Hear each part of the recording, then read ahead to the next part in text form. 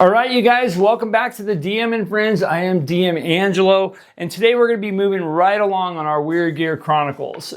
Last week we broke down the crowbar, and this week we're going to do something that's right out of the bakery. A sack of flour, courtesy of my pantry.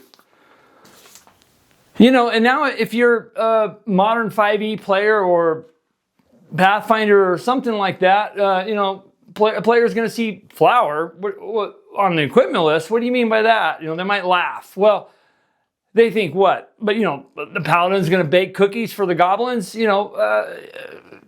crazy stuff like that, right?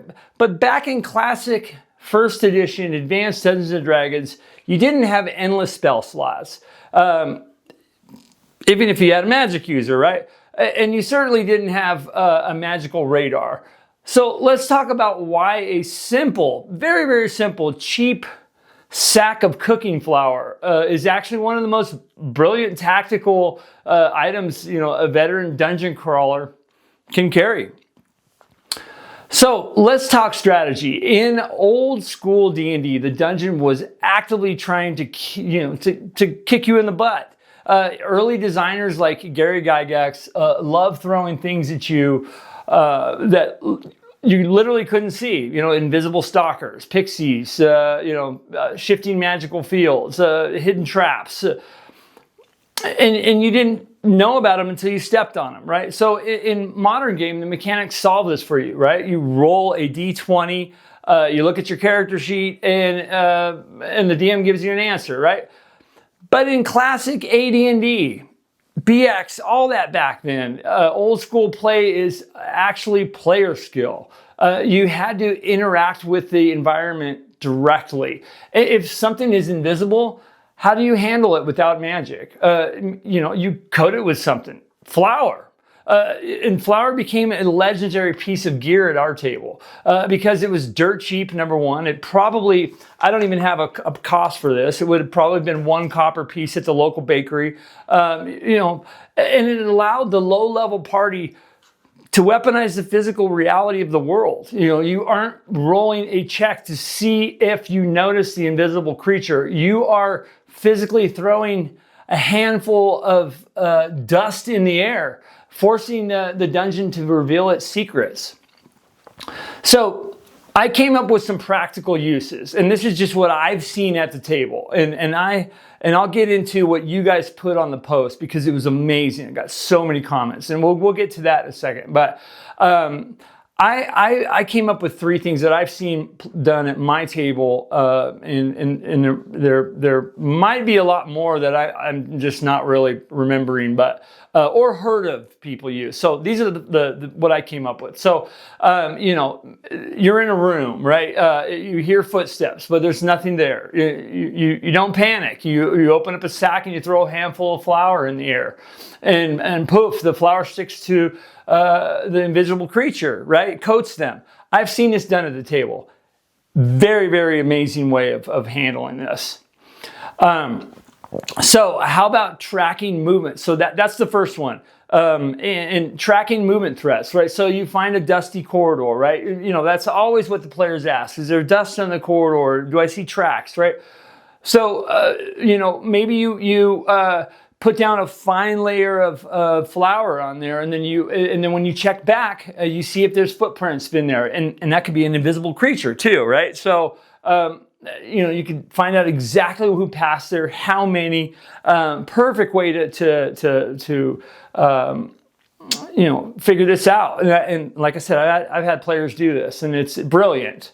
Finding hidden tripwires and maybe magical beams, right? We've all seen this on, I can't remember, maybe Ocean's 11 or something like that, where they blew the dust on the magical beams. Well, not magical beams, but they were like a laser beam, right? So think of that kind of thing. So maybe the players suspect a hallway that's trapped with an invisible wire or something like that.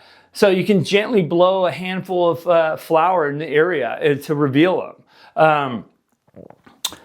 Now I'm trying to think what movie exactly that was, but there's a couple. But anyway, so that I've seen you players use, which I think is absolutely brilliant. So That's three of the three ways that I've seen it.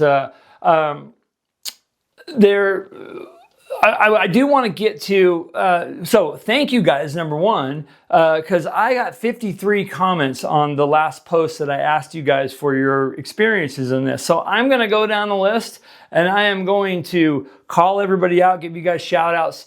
I'm going to try doing this moving forward, but thank you guys for doing this. So, Saturnine, yes, said, first time I saw this was way back in the Hill Giant Steading G1. The DM had made some changes and there was a direwolf for the guard dog in the kitchen that had a ring of invisibility pierced through its ear. I was literally commotioned, to say at least, until one player thought to kick over the barrel of flour. There you go. Thomas Stockman, CRA. In the Underdark setting, flour would be high-value trade good, an exotic foodstuff to denizens of the deep places. I mean, that's true. Could be used as currency. The Seeker 128 says, I've heard when enough flour is aerosolized, airborne, a slight spark or match can have fireball-like area of effect. I wasn't going to really talk a lot about that because there is I've heard a lot about a combustive property of flour. Leave that up to the DM. If it can be proven to me as a DM, I would totally allow it. So here's somebody talking about it there. That's awesome. Vaser Goth says you can use it for passage detection by sprinkling some over the ground, revealing invisible creatures. Exactly what I said before, but and it can make a quick flash flame if you throw some in the air and then torch some fire on it. So here's another person talking about that. That's awesome.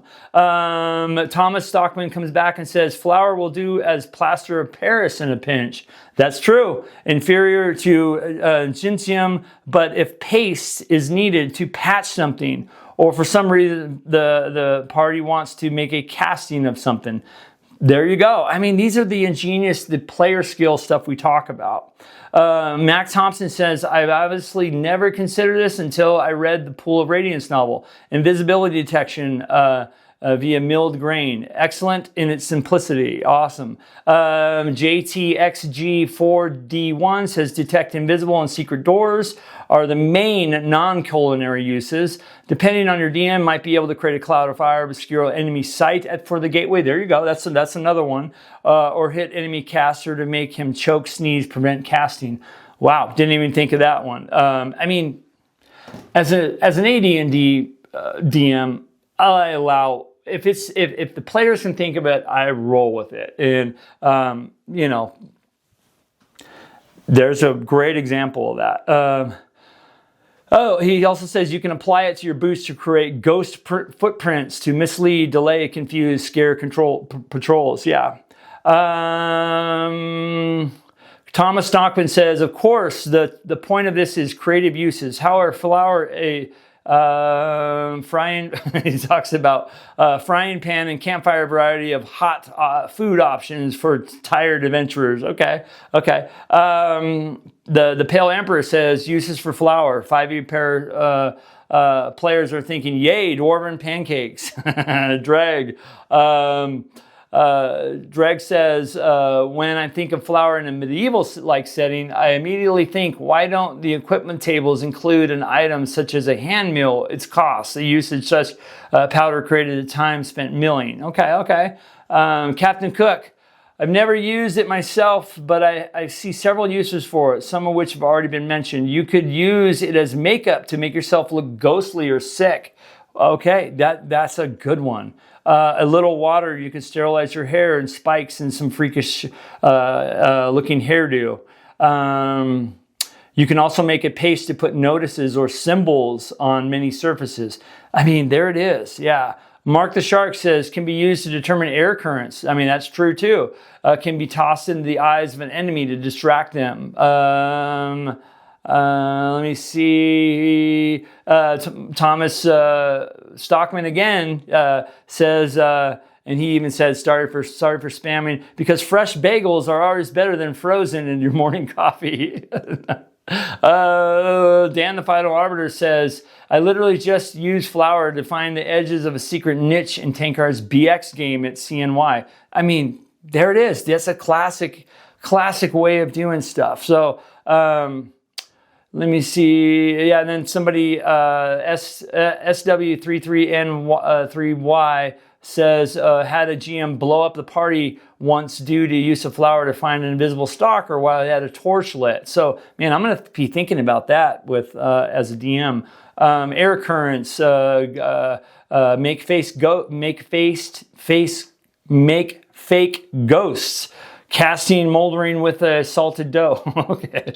I think more generally, Mike C. Baker says any powder material can serve as a grain, at least 2 different colors. Coal, dry leaf. Yeah, he started talking about baking. Anyways, great ones, guys. Thank you so much. And I'm going to do that every week, put up a post, especially for the next one. I'd really love to hear it. I always want to talk about this too. So because of this is the DM and Friends, you know, there's always a catch to these items, right? So flour is organic, dry powder, right? So what happens when it gets wet, right? So you're not going to be able to throw it up in the air and check out those current, you know, check for currents and air currents and things like that. You know, you have to keep it dry, right? The other thing that a lot of people brought up in here is the catch should be if throwing it up in the air with a lit torch. You know, if this is combustible, that could be a big problem in the dungeon. So that's another thing too. So, you know, it kind of forces you into this kind of beautiful old school risk and versus reward thinking. Where are you storing it? Is it wrapped in oilcloth? Are you willing to carry some extra weight? You know, a sack through a damp cavern. You know, and also you know the whole thing about throwing it up when you have torchlight. It's a risk. It's a decision. So, all right, you guys. Well, you know, in closing, you know, a sack of flour perfectly sums up what this entire series is about. It proves that you don't need a high-level character ability, a magical sword, or a high-level spell to overcome a complex physical, obstacle. You don't need, a gem of seeing to see this invisible thing in front of you. Just throw a bag of flour in the room. It'll spread out. It'll stick to that person. I'd play it that way if I was a DM. Sometimes the difference between life and death is down to just a few coppers that you spend on a sack of flour. So the next time you're visiting the general store before a crawl, don't just buy iron rations. Grab a sack of flour, even a small one like this. This would fit in a backpack, right? Keep it dry, keep it handy, and wait for that perfect moment to make the DM tear out their hair. They will love you for the creativity, I promise. So on to next week. Next week, we are moving away from the kitchen and into kind of the dark world of herbalism and monster defense. We're going to be talking about, and actually the next 3 are going to be about herbs that are in the DMG, that are in this book right here. We're going to be talking about a plant that strikes absolute terror into the hearts of shapeshifters, and that's Wolfsbane. And you think it's just a pretty weed, right? No, it's not that at all. We're going to be talking about old school protection that will keep your party from turning into local werewolf's midnight snack.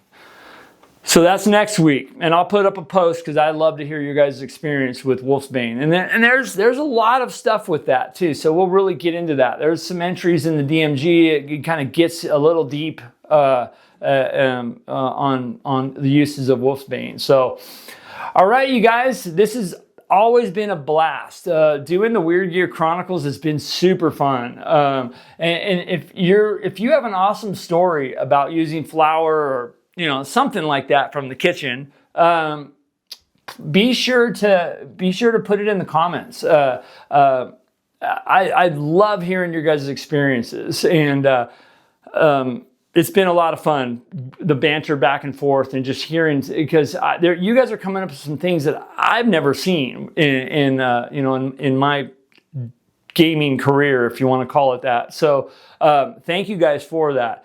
And also, if you like this, hit the like button, hit subscribe, and if you do choose to become a member of the channel, there is you can become a hero member for as little as $1.99 a month, and that really helps keep the doors to the DM and Friends open. So I really appreciate you guys becoming members of the channel and subscribers and likers, and share this out. And if you are watching on mobile, hit that hype button too. Hype is kind of a cool thing, and I still don't know what it does, but it does kind of do something with the pushing the video out to more people. So thank you guys so much. I hope you guys have a great week. The next one will be, I'm going to space these out 1 week at a time. Probably on, I think it's on Thursdays I'm going to start doing them. So next one is Wolfsbane, then it's going to be Belladonna, then it's going to be Garlic. So those are the 3. All right, you guys, take care. Be good to each other, and game on. Bye-bye.